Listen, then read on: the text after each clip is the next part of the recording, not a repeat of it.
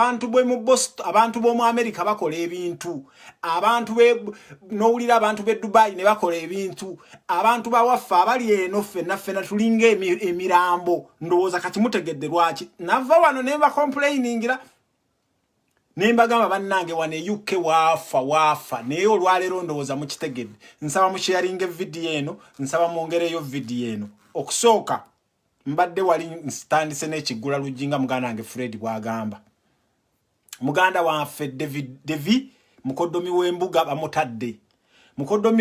bamutadde bwe twali mountinga pressure ku Museveni n'abasajja be pressure twamutekako propaganda twamutekako pressure nyingi nnyo okitegeera so please mwebalire ddala era bannange njagala obbagamba the only weapon we have is we musharinga videos zaffe kamera zetulina ne bwe tukola propaganda ne blackmail that is the only thing that saves us okitegeera so please mwebalire ddala okay mbadde njogera ku mwami Nsereko Muhammad ne mbagamba mu muntagingira akomewo ajje asembere wano mwami Nsereko Muhammad webale kuwangula musango congratulations ne njagala okusooka okukakasa Nsereko Muhammad nti ku division eza Kampala zonna eziri 5 mpozi ngona akolagana ne Ssemujju Nganda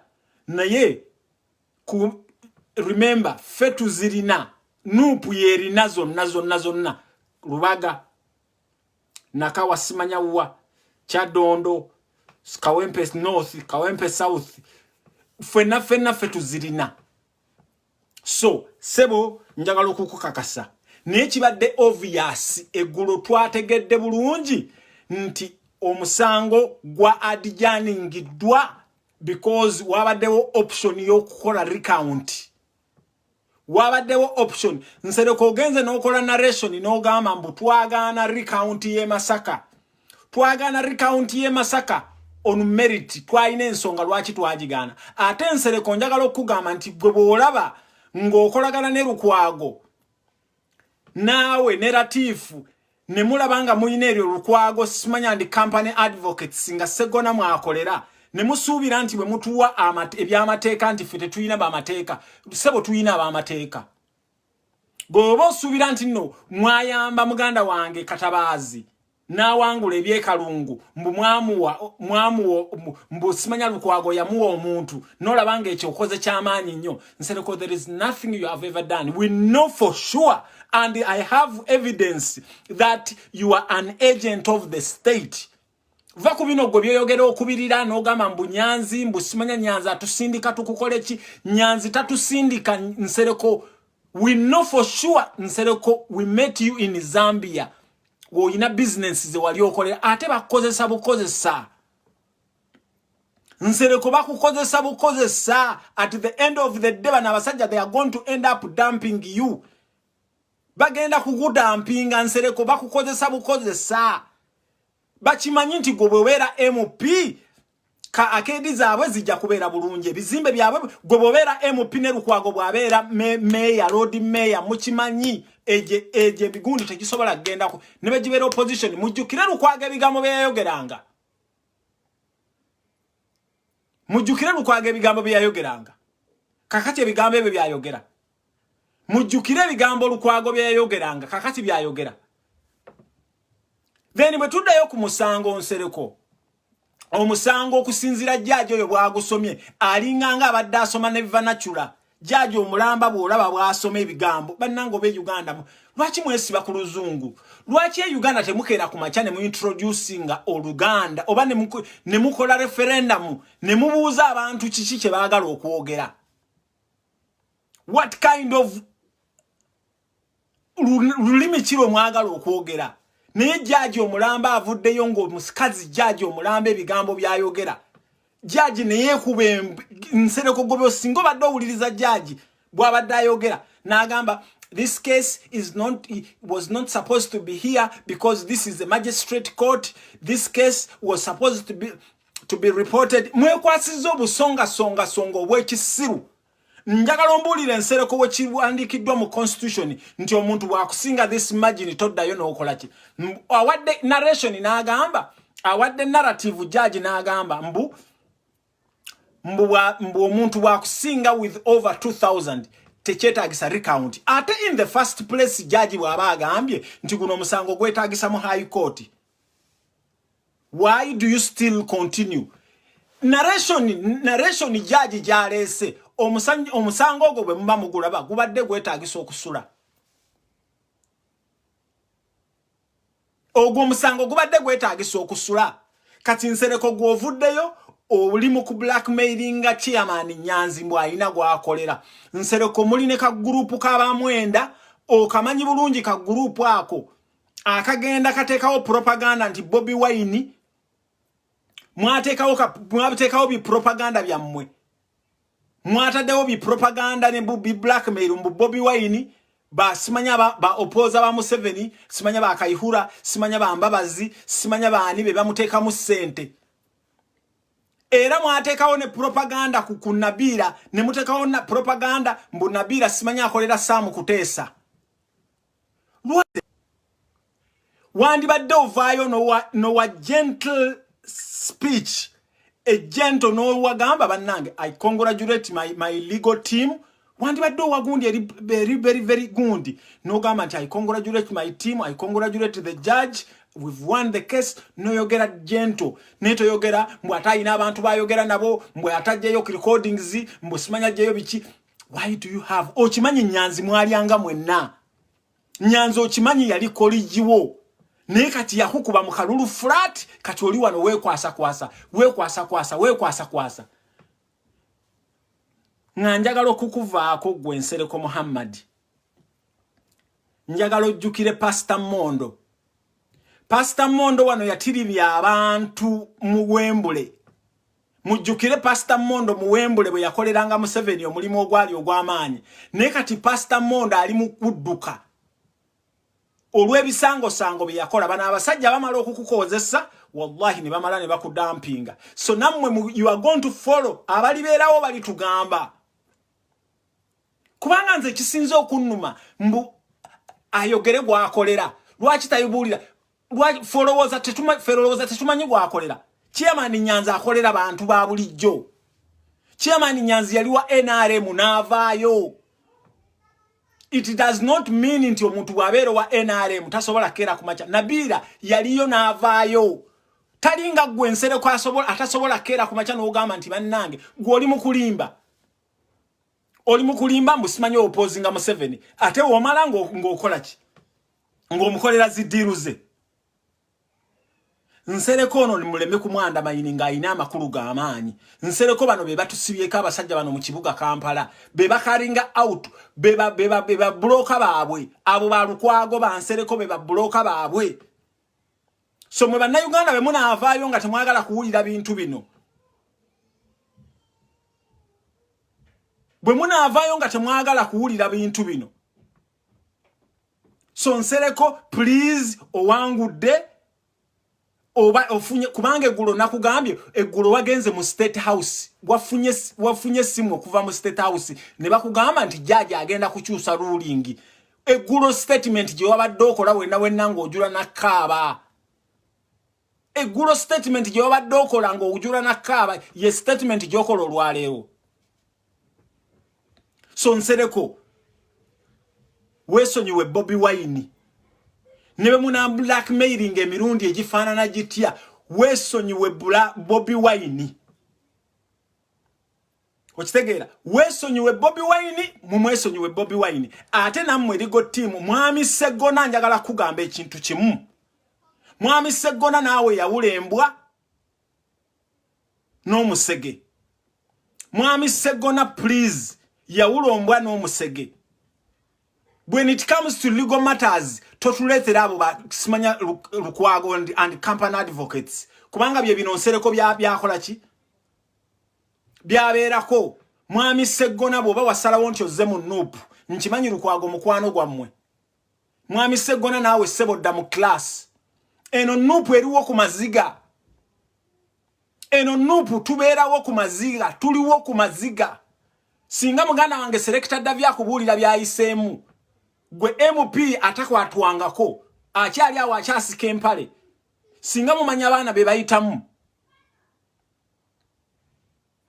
okitegera wamma gundi agambye embwa n'ekibe tebifaanagana kubanga nabuuza Katabazi wano ne mubuuza nti legal team ogenda jijjawa ndi Lukwago yagenda okumpa legal team ne nkubuuza Katabazi basajja abo balukwago beesiga Lukwago ali ku project mwe ne munagaana okukikkiriza kati mpuliddewo nga bigamba mbu masha Allah mpuliddewo abasiaba muli awo abasiraamu muli mwesiba ku nsereko mu abasiraamu mu Kampala mmwe emizikiti jamwe bagitwala encha n'eggulo mbu Alhaji emizikiti jamwe bagitwala encha n'eggulo nga MP wa Kampala ettaka lyamwe balitwala encha n'eggulo nga MP wa Kampala abaana bamwe bali mu makomera nga MP musiraamu Lord Mayor musiramu mwe namwe muli awo mbu masha Allah Alhaji wallahi bana Uganda mulekerao aban excitement kino njagala kukibagamba nibe munatuvume ebigambo ebifanana bitya mulekerao aban excitement awo mvuddewo ku mwami Nsereko waliwo emabega kaawo ninaka audio ke nawulira ninaka gundi ke nalaba akantu ako bwe nakalaba nga mwami Yoweri Kaguta Museveni yakoogera omanyi Museveni ono nabagambye bwe mwama mwagala okumanya Museveni ono mudde mu bintu byayogera mujja kutegeera kikyakola kikyayogera. Imagine some people have been coming here that they want to mediate between me and opposition. Mediate why? I don't want any mediation. Everybody knows my address. I know the address of these opposition people. I can drive there and we talk. We don't need any mediation. It's an insult to tell me of mediation. So now. Okay, kakati bana Uganda bannange njagala wano mu sharing video njagala muwuliririze ddala akantu kano ke njagala okubagamba. Please mbasaba mu sharing video eno. Njagala muntagingire president wange Kyagulanyi njagala obereko ku video eno njagala owulirize video eno nti struggle eno wetuuse you are the savior. Honorable Robert Kyagulanyi gwe savior your excellency njagala muntagingire president abereko bulungi agiwulirize ebigambo byange bino. Kyagulanyi werekereze ebintu byonna okubeera nga Suubi emyaka gyalina up until now ali somewhere. You are missing Suubi omulabira just ku video. Why are you doing this? Okikola because oyagala eggwanga lyo. Nawulira ka gundi ako nga Museveni agamba mbu waliwo abantu abamugamba okugenda okumediatinga baagala okukolawo dialogue between you ne Museveni. Sebo your excellency Kyagulanyi Sentamu Robert njagala okukugamba nakusooka okulaba Museveni kubanga nkusinga emyaka. Museveni bukyanga abeerawo talina n'olunaku n'olumu lwe yali atadde mu nkola endagaano yonna gy'akoze. Terubanga nawo Museveni n'ateeka mu nkola endagaano yonna gy'akoze. Your Excellency njagala okukugamba ofunya abantu bangi nnyo nga bajja bakugamba nti bo basobola okumediatinga between you ne Museveni. Naye abantu bano abaagala okujja Uganda bagifunamu. Ffe banna Uganda abali mu Bungereza bawangaalira eno okumpi ne Bungereza bawangaalira mu nsi zino twebuuza lwaki ensi zino zifaayo. Kubanga Bungereza eno bannange nabawa example ya France ba dictators baayo bonna boolaba France ba protectinga. France ensiza yakeera ku macha nekonkaringa erina kyeteekayo naye Bungereza ekoze bweti. Njagala okuba wa narration emu. Kabaka Muteesa Kabaka Muteesa yasooka Obote bwe yamugoba bwe yaddukira e Bungereza wallahi baamuyisa bubi tebaamutwala nga diplomat baamukasukeyo mu kiyumba musajja wattu yafana depression the very same Bangereza ne bakwata omulabe mujjukire Kabaka Muteese yasooka be baamuforcinga kubanga Buganda yali ggwanga va ku bino kugambye Museveni kyonna kyonna kye mulaba kyakola kyonna byonna Bungereza yebimukola ki yebimusomesa ne bakwata omulabe abadde ayagala okutta Kabaka wallahi ne bamwendosinga Obote Abangereza bantu bakyamu nnyo kubanga tebakulaga true colors zaabwe nawe Museveni odiringa n'Abangereza naye tobamanyi true colors zaabwe Abangereza baagala okwefuula nti nno bo tebapracticinga racism naye nga be ba racist number 1 wano njagala okubagamba nabagambye mu video yange ewedde mugende mu makinga abazungu omuzungu agenda n'akusmilingira within a second n'akyusa face fe tukola n'abazungu wano from nowhere wallahi ayinza okuleetera akantu kolowooza nti katono wallahi n'ayagala okukugoba ku mulimu so your excellence Kyagulanyi njagala weegendereze bano abantu nga bazze okukyalira kubanga ambassador wa Bungereza wajja n'akukyalira n'akugamba nti ayagala engaging into dialogue ayagala engaging ogaana okukola ebikolwa ebya violence Bobi Wine njagala okukubuuza nammwe bannayuganda balaba video yange mulowooza Bungereza teraba biki bigenda mu maaso mulaba Bungereza teraba drone ezisimba ziwamba bannayuganda mulowooza Bungereza teyalaba Bobi Wine nga bamukwatidde Kalangala up until now baganda baffe ba Eddie Mutwe ba select ba Dani Magic bani bonna ba kiuma kya Yesu olowooza Bungereza tebimanyi lwaki bwebe yagala okukola dialogue between Bobi Wine ne Museveni lwaki tesoka negamba Museveni nti soko ota abaana mulowooza ambassador wa Bungereza oyo tamanyi kulonda kwagenda kutya mulowooza ambassador wa Bungereza oyo tabadde ku website ya Electoral Commission lwekedde ku macha neteekayo results nemala up until now nezijjayo mulowooza ambassador oyo tabimanyi befuula abasiru naye nga si basiru bo balina ekyabwe kye baagala okuyisaawo so your excellence mbalaba abasajja bajja gy'oli njagala kubabuuza mmwe bannayuganda mulowooza Bungereza mulowooza zino ensi z'ebweru tezimanyi Museveni abantu be yatta eruweero mulowooza Bungereza lwaki ku Gaddafi yasitukiramu nesitula ennyonyi empanvu n'ennyimpi lwaki because Gaddafi yali musiraamu oba mulowooza Bungereza lwaki ku Sudani yasitukiramu because yali musiraamu oba mulowooza Bungereza temanyi bannayuganda bafa njagala okubabuuza ekigambo ekyo so your excellence bw'okezaako ku makya n'oziika struggle eno si kye ngamba nti kyogenda okukola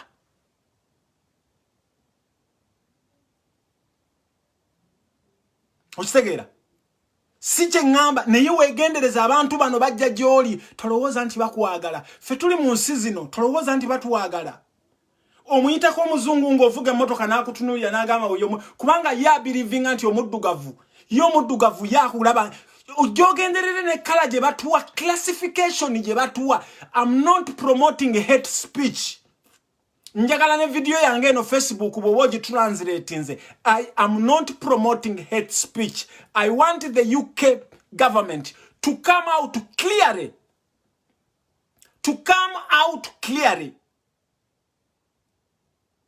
and save the people of Uganda and stop dealing with the dictator. I am not promoting hate speech. The UK government knows how many people are being murdered in Uganda. The UK government knows how many people are in safe houses in Uganda because they have the ambassador, they have the minister for African affairs who has business dealings with Museveni. Muleme kubeera wano mugambe nti no, we are promoting hate speech. We are not promoting hate speech. So Your Excellency Kyagulanyi, these guys when they are coming to you, chovola ambassador wa America bwe yajja bamugana. Ambassador wa America bwe yajja bamugana. Lwaki wa America bamugana? Then wa Bungereza ye bamukkiriza akoleki ayitewo. Secondly, Ronald Muwenda Mutebi, mulowoza Bungereza tekimanyi, mulowoza Queen Elizabeth takimanyi nti ali under captivity. Njagala kubabuuza Queen Elizabeth abantu ensize yakera ku macha ne ba colonizinga, ensize falling under Commonwealth, but kings babera close to them. Naye lwaki Tebwe yebuuza lwaki Ronald Muwanda Mutebi does not travel? Lwaki teyebuuza what is happening with Bulange? Chovola banga America bo babagana.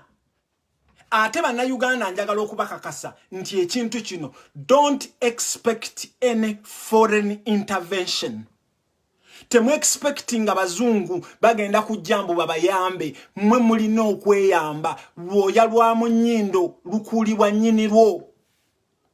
Bwe mma muli serious nga mwagala kujjako Museveni, mwe banna Uganda mwe mugenda okera ku macha mu mujjeko. Don't expect the British. Kubanga wano mwalabye wano just recently Museveni planning na kuleta nnyonyi, because they have balina. So UK government, Mr. Boris, stop doing double standards. Stop your double dealings. Stop and stop. So please, Your Excellency Robert Kyagulanyi, bagenda kukutumira abantu bangi. They are going to send you a lot of people. They are going to send you a lot of journalists, because a lot of dignitaries, because Museveni did not expect you to be this strong. He expected you to be like Besigye. He expected you to be like Mao. He expected you to be a money-minded person. But you have shown him that into Yagala Uganda. Therefore, Kati Museveni eno yefuula mbutayagala kwogera nawe, mbu if he wants to talk to you, he knows your address, he knows your everything. Please stick to what you are. Banna Uganda mwenna. Ate naddala mu abali e UK. Stop your double dealings. Mwenna abeekozesa bu business wano mbalaba temwalina kye mwagala kukola. Waliwo omwana yakoze kagundi n'agamba nti waliwo okwekalakasa ko bastopinga. Njagala mu ekintu kino nakibuuzaako ku bantu abamu abaali bakola organization y'okwekalakasa. Wano Boris yateekawo nti omuntu yenna aleeta okwekalakasa bamukwate bamukube fine. Naye ne mbabuuza nti abantu bwe bajja never marching on street, when they have maintained the 2-meter distance, the social distancing, they cannot arrest them. Ebine bikomaawo ne bagikolinga off. Bwe twali wane Dublin nga bakoze ebyo bisimanya bayina bye bakola, ne wano government ya wano nayo the same applies to them. Kubanga wano government ya wano nabagamba byekola. Irish Aid is supporting nnyo Museveni. Nabagamba Ireland is the only country in Europe where a Uganda does not need a visa to come here. Abantu abasinga temukimanyi. Mubadde temukimanyi nti Ireland ye gwanga mu Europe. Munna Uganda teyetaagisa visa. Era kyovola abo oyagala okujja wano. Museveni oyo yabireetereza. Baku e passport yo bagisindika ne bagirete ne Ireland ne bagikonera mu re-entry visa no sasula $3 mwezi. The same applies to them nabo bali very quiet. Kubanga waliwo ka company ka mafuta kadiringa nabo mu mafuta. Hiba nanga bazungu bano bagala nnyo kulaba nga tubona. Njagala okubagamba mu abafirika singa munategeera buli muntu yenna avaayo okuzibula omufirika. Buli Bungereza ensize banange mulabe Jamaica singa mulaba ba Jamaica be babona mu Bungereza. Baba deportinga no deportinga. Babadde bangamba omwana ono ani omwana ono God's plan. God's plan yajje Bungereza nga ine emyaka egi 5. God's plan najja nakola omusango omusango gwe yakola gwali gw'amaanyi ninga abadde Bungereza for the rest of his life. Newe yakola omusango namala na serving sentences wallahi God's plan ne bamudeporting kati ali na Kampala. Imagine living in a country for 25 years. Nene bamala ne bakudeporting. Hochitegera. So Bobby chine chintu chiddayo gyoli. Chine chintu chiddayo gyoli. Bwe mukeera ku makya, bannayuganda bayiyeewo emibiri, bannayuganda bafudde, bannayuganda bakoze eki, ne mmwe ku topu eyo bwe mukeera ku makya ekintu kino ne mukiyiwa. Kubanga ensinga Bungereza eri redde. Kubanga n'ensinga Bungereza wagikachinga offside. Museveni bamubuuzanga what about that boy? Museveni nga bagamba I will deal with that boy. What about that boy? I will deal with that boy. Need to make things worse. Wallahi waliwo omusajja gwe bayita Katongole. Omusajja gwe bayita Katongole. Imagine omusajja Katongole. Yali mu kudiringa n'abasajja bano nga atakolera Museveni. Yali mu kudiringa n'ono Dadridge, omusajja minister wa Bungereza for African Affairs.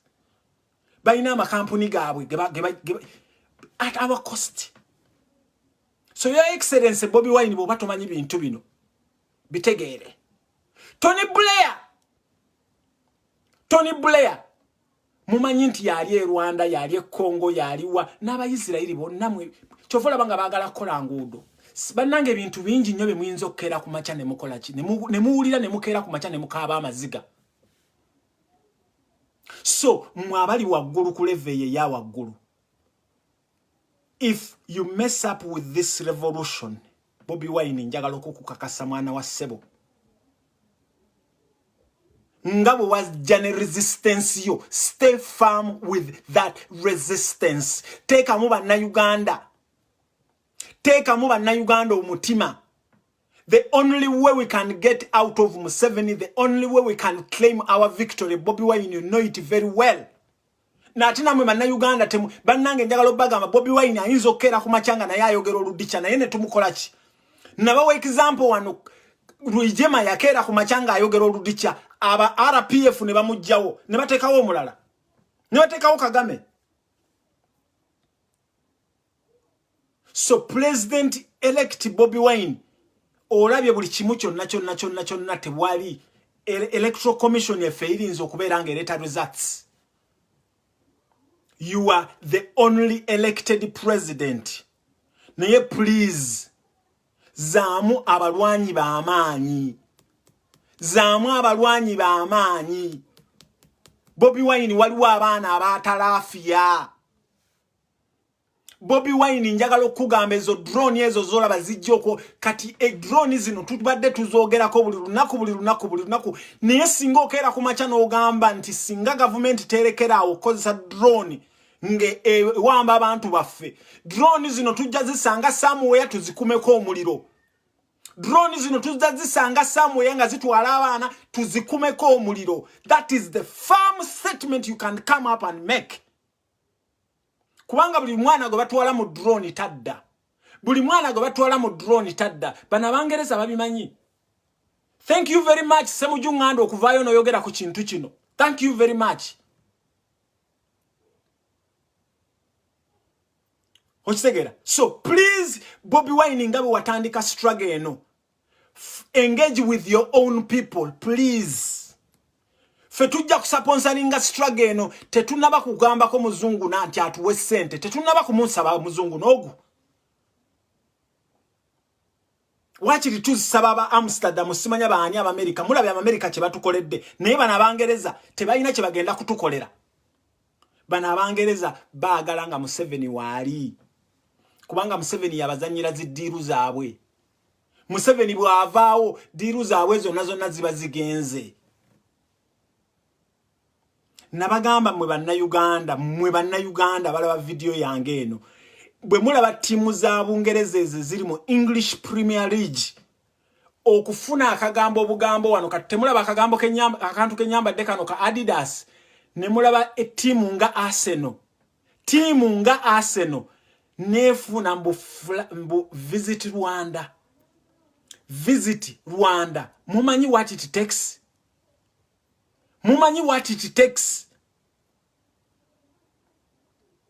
Erinya Rwanda okwa piaringa ku timu ya Arsenal mumanyi what it takes muzanya ne bana abantu Tony Blair yazanya ezo zonna zigundi ezo zonna zidiru zonna nazizanya kati bayina ono omukyala gundi oyo simanya foreign secretary oyo muyindi oyo situmanyi oba ina Uganda ni descent abayindi abasinga abali mu Bungereza bonna abali mu administration bonna abasinga bali na Uganda ni descent ababeera we Coventry nabagambye bonna ate mujjukire Museveni yakeera ku macha n'agamba nti kubanga Uganda Museveni kyajagaza ayagala ku getting rid of fenna ba indigenous Ugandans ayagala gifuula nga Australia ayagala gifuula nga New Zealand ayagala gifuula nga America Uganda nga mulimu omusomali nga mulimu bulimu omu nga muli omu kati bana abayindi baba promises ne babagamba kubanga bali wane Coventry bagagga balina obuduuka bwabo wekisirusiru buteeka awe ne Islanda ne je bali okitegeera kakati Museveni yabagambye nti nze ngenda bateeka mu constitution nga bwe yakeera ku macha n'ateeka mu Abanyarwanda yakeera ku macha n'ateeka mu Abanyarwanda ebyo binsereko ne bibunira webiti kati oyo omukyalo oyo mujjukire waliwo ambassador abaddeyo Uganda oyo muyindi abadde omukyalo oyo nga taata we yali munna Uganda kakati balwana nnyo okulaba nga baweebwa ensi nga Uganda kubanga bo bagifunye Uganda is very rich so Museveni kyekyo kyebamwagalira kyovola banga bamwagala kyovola banga era n'oyo minister wa gundi oyo Simanya Dodrick yavayo wano na congratulatinga Museveni yensi ne Swaziland yagano congratulatinga Museveni ne Malawi ne Zambia ne South Africa yagano congratulatinga Museveni ne yono minister navayo natekayo kagundi bwe yamala nakajjayo okitegera so banna Uganda kine kintu tukimanye nti kyaffe muchiwulira fa abali mu diaspora we are together with you naddala mu abali ku ground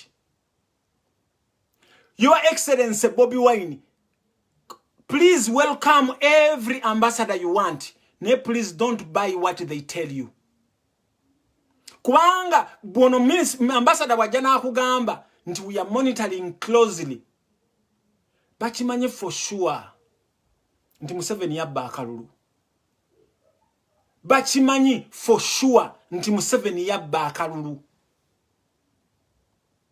Do you know how much the Irish government gives to Uganda? Irish government is supporting abakatuliki. Nabagamba wana abakatuliki bafuna scholarship 10 every year. Irish government ekolagana ne Uganda ne government mu byobulimi. Erina banna Uganda abajja wano every year bajja wano mu convention je bayita Tulamo convention. Niye kye bakola banna Uganda abo kye bakola baleeta baana baabwe nga basigala wano mu asylum. Kati Uganda bebe nnungi lwaki mu maleeta baana baabwe ne basigala wano mu asylum.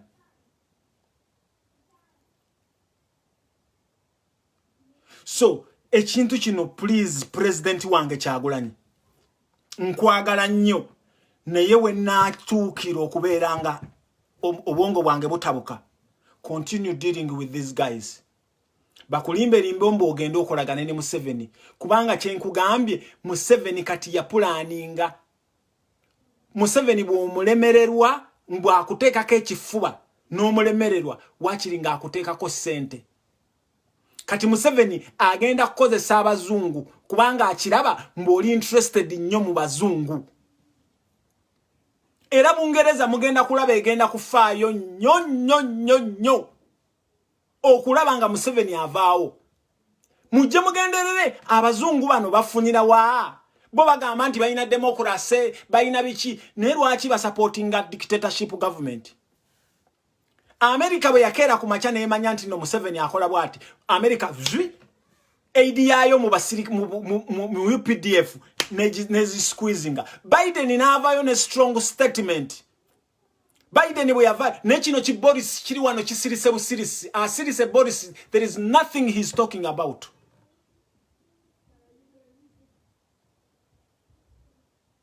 Ochitegere. Pole, mbu politics is for people who are patient, my friend. I don't know where you get that statement from. I don't know where you get that statement from. We can never be patient with Museveni anymore. Museveni, if you want us to be patient with you, comply with us. What we need our country back. Museveni, tusobola okubeera naawe bulungi nnyo. Museveni tusobola okukeera ku majja ne tukukuwa amnesty. You still have amnesty from prosecution. Naye njagala okugamba bino byonna nalabye kiminister kyo kino ekya internal affairs kijejja odongo ne kino ekijaluwo kino kyokoota ochola muvuddeyo mweyogeza ebintu ebyekisiru. Mweyogeza ebintu ebyekisiru mu minister Museveni's minister mujjawo because you are paid to talk and act stupid. That's why your brain ceases to exist. Mr. Okoth Ochola, I want to address you here. For you, imagine the police that you went to in your college. Is that the police that you are serving? Is that the police that you are heading? Their habits is all about is it Kenya? The type of policing, what is done in Kenya, what is done in Tanzania. Is it the policing that is done in Uganda?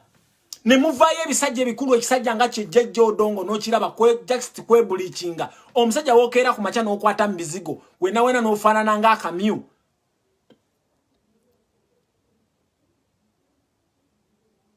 Okisegera.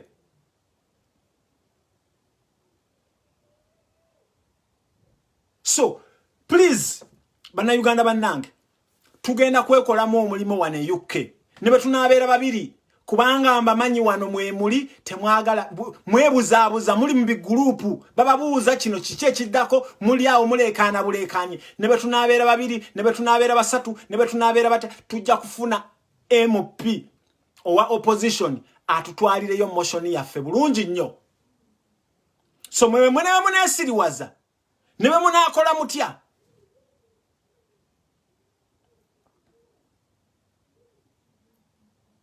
Okitegera bwe mba mwagala okumanya Bungereza omusajja omusiriya ono president wa Syria Sadat yalina omukyala we muzungu. Abangereza bano bwe mugiraba empisa zaabwe zonna Abangereza bano bwe mulaba empisa zaabwe zonna zifaanagana n'empisa za Museveni. Abangereza bano bagenda simanya ne wa Jordan naye yalina omuzungu simanya no wawa yalina omuzungu bamanyiwe baagala okukwatira naye Sadat yagamba mukyala we n'amugamba gwe bw'oba omanyi bw'oba tomanyi. Sadat nadduka na Russia ye yamugeyamba. Naye njagala okubabuuza mwe bw'Abangereza mugamba muyina simanya UK human rights simanya bikoze bitya whatever simanya bikoze bitya njagala okubabuuza bimulabe bigenda masse Uganda lwaki temubireportinga tuli twale lyammwe lwaki temubireportinga waliwo kino kifather center mu simanya kifather simanya cyane father center mu yagamba oyo father n'agamba nti Mugabe bwali simanya bwali genda yali ku Mugabe wano nga aseketerera Mugabe oyo father center mu simanyani nga aseketerera Mugabe neba n'abasajja balina business dealings e Uganda. Era bannayuganda njagala okubasaba mwenna bannayuganda njagala okubasaba mwenna abakeera ku macha ne mugenda ku machachi naddala agabalokole please musoke mwetunuleko emabega nga temunnagenda. Banna Uganda mwenna bonna bwe mulaba ba pastor abo bonna ba agent ba Museveni babbi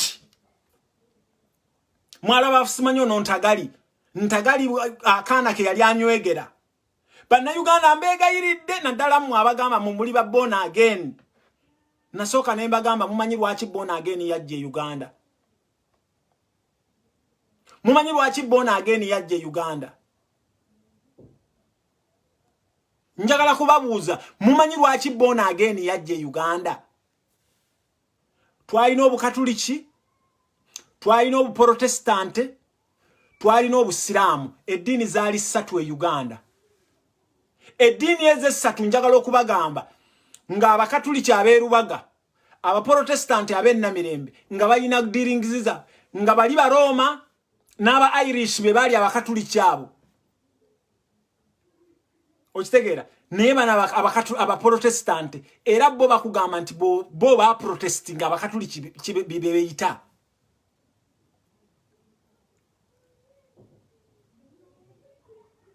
naye bwe baamala Omumerika n'ayingizaawo eyo born again church so mbega yiridde mwenna bagenda mu machachi mmwe abali awo abasuuta ba pastor bammwe badlai mwegendereze newunya ono Father Sentamu nakwewunya nnyo musajja gwe nakwewunya nnyo nolaba abantu ni Jesus name bannange Jesus mumuleke Jesus yakugamba mu John 16:12 nze ni musajja musiramu naye nsoma Bible nyina wano Bible ngoba mmeka genda osome John 16 waba walina Bible wano njagala mugende musome John 16 simanye wa pronouncing abatya mu Luganda sura yo 16 olunyiriro 12 Jesus yavayo na akustatingira categorically clear yali kugundi nga akugamba nti I am going I can see I am going but I can see you can't bear this unless when I go. Nabagamba mwe, ba pastor ba mwe bino tebabibagamba. Nabagamba nti I'm going unless when I go and the comforter is going to come. Kati njagala kukubuuza gwa akutte a Bible yawo. Comforter, who is the comforter? Gendo osome ziri 5. Jesus yakugamba gwe muita Jesus kubanga nere linnya lile muita Jesus ono omuzungu lye yaliteekawo oli omusajja mu Isiraeli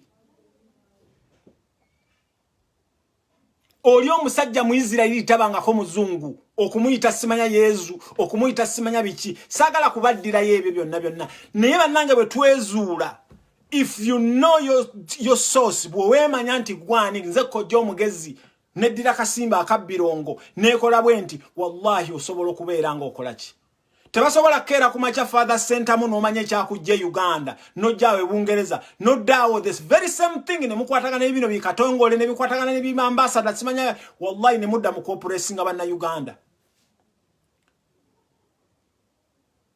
singa mumanyi story ya Muwenda Mutebi bwe yali Bungereza awo nti yali under depression Muwenda Mutebi oyo nti yali under depression nga anywa n'omwenge nga akola na buli